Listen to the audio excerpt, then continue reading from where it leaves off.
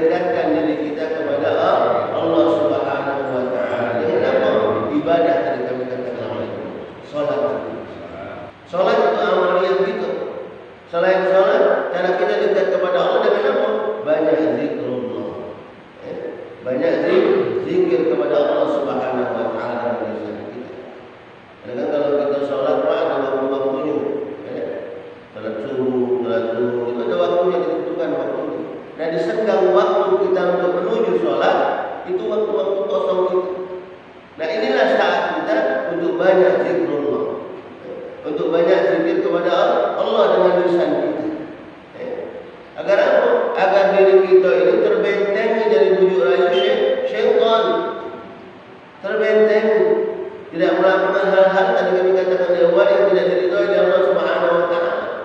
Karena syaitan iblis la'anahullah ini Bapak Ibu selalu mencari celah. Mencari celah-celah kelemahan kita, kelemahan iman kita. Nah, saat iman kita lemah, di situ iblis masuk. Kan kita tahu yang namanya iman kita itu kan kadang naik, kadang turun. Al-imanu yazidu wa yanqus.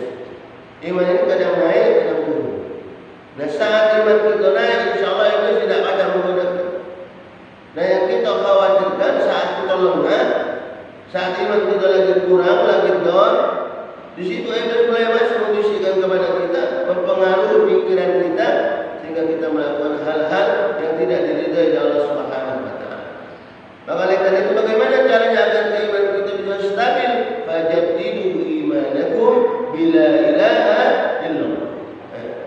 Perbaharui terus keimanan kita dengan kita banyak zikrullah. La ilaha illallah. Tiada Tuhan selain Allah. Zikir kepada Allah dengan lisan. InsyaAllah kalau kita selalu membentengi diri kita dengan banyak zikrullah, syaitan iblis la'natullah tidak akan bisa menggoda kita. Dimana dalam kita ibadah, dalam kita berzikir itu naik, ikhlas. Jangan sampai maaf kita ibadah, kita zikir, niatnya pamer, misalnya gitu kan. Kepengen dipuji wong, pengen dikatakan ustaz, pengen dikatakan ustazah, pengen dikatakan kiai. Zikirnya yang terlalu over. Jangan. Karena kalau kita niat zikirnya bukan mencari ridha Allah, ya itu tadi tidak membekas dalam diri kita. Zikir itu tadi tidak membekas, tidak ada rasa nanti kita tidak timbul rasa muraqabah. Karena puncak dari zikir kita, puncak dari amalan ibadah kita yang kita lakukan, puncak dari salat yang kita lakukan, itu bisa membentuk diri kita selalu muraqabah, selalu diawasi oleh Allah Subhanahu wa taala. Kalau kita sudah selalu diawasi oleh Allah Subhanahu wa taala, maka insyaallah dalam kita melakukan amaliyah ibadah kita, amaliyah kesadaran kita akan melakukan itu insyaallah akan selalu ikhlas mencari keridhaan Allah Subhanahu wa taala. Kenapa? Karena kita selalu merasa diawasi. Kalau sudah merasa diawasi oleh Allah Subhanahu wa taala, ketika kita lalai, kita pasti terdetak di dalam hati kita, ya Allah, bagaimana saat aku melakukan ini, kemaksiatan ini, saat ini Allah mencatat ini dan nanti diminta bertanggungjawab oleh Allah Subhanahu wa taala. Bagaimana saat aku lalai dari sholat subuh ini misalnya tidak melaksanakan ibadah sholat subuh dan saat itu nantinya aku diminta bertanggungjawab oleh Allah Subhanahu wa taala. Bagaimana aku nak ngomong sama Allah? Karena kan kita tahu Bapak Ibu setiap amaliyah kita itu semuanya nanti akan kembali kepada diri kita sendiri. Faman ya'mal mithqala dzarratin khairan yarah wa man ya'mal mithqala dzarratin syarran yarah. Setiap kebaikan yang kita lakukan walaupun kecil sebesar biji zarrah, maka insyaallah itu nanti akan kembali kepada diri kita, memberikan kebahagiaan kepada kita. Sebaliknya, ketika kita lalai melakukan keburukan di dunia ini, walaupun kecil keburukan itu, kita simpan rapat-rapat, tidak ada orang lain yang tahu tentang keburukan kita, yakinlah itu nanti akan dikeluarkan oleh Allah Subhanahu wa taala dan dimintai pertanggungjawaban oleh Allah Subhanahu wa taala. Maka oleh karena itu Bapak Ibu hadirin yang insyaallah sama-sama rahmat Allah Subhanahu wa taala, mari di awal tahun ini, awal tahun 1446 Hijriah ini, kita selalu menjaga kita selalu menjaga ibadah kita, kita selalu menjaga amalia-amalia kita kepada sesama manusia. Kalau yang tadinya tadi kami katakan di awal masih belum maksimal, mari kita sama-sama perbaiki itu semua. Perbaiki itu semua. Biarlah kata uang kita cak keyoyoan kalau bahasa kita ada ibadah kita, kebaikan amalia kita. Jadi kata uang biarlah. Yang penting kita bismillah, lakukan itu semampunya kita. Berusaha apa-apa yang Allah berikan kepada diri kita. Jadi kami katakan di awal, kita pergunakan untuk bisa melakukan kebaikan-kebaikan. Biarlah uang nak ngomong mana dengan kita, biarlah kita payah-payah sekarang, tapi insya Allah nanti kita akan mendapat kebahagiaan dari Allah Subhanahu Wa Taala. Karena untuk mendapatkan kebahagiaan itu memang harus ada usaha. Bapak pepatah Arab itu mengatakan mayyazra yaksud. Barang siapa yang menanam, maka insya Allah dia akan panen dari tanaman dia itu. Panen. Kalau kita nanam dulu, kalau kita tidak nanam, tak mungkin kita apa? Panen. Berharap pengen makan nangko misalnya, tapi kita dapat jabatan tidak pernah nanam nangko.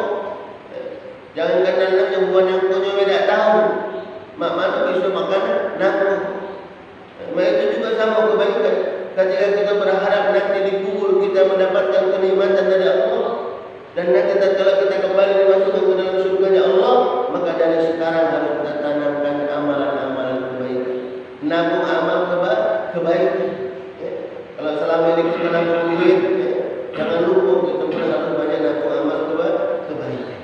Dari apa yang Allah berikan kepada diri kita, sekali lagi, mari kita pergunakan itu selain untuk diri kita menikmati dunia kita pun harus juga menjaga ibadah kita kepada Allah Subhanahu Wa Taala. Karena Allah sudah selalu mengingatkan kita, ya ayyuhalladzina amanu taqullaha wal tanzur nafsum ma qaddamat lighad wattaqullaha innallaha khabirum bima ta'malun.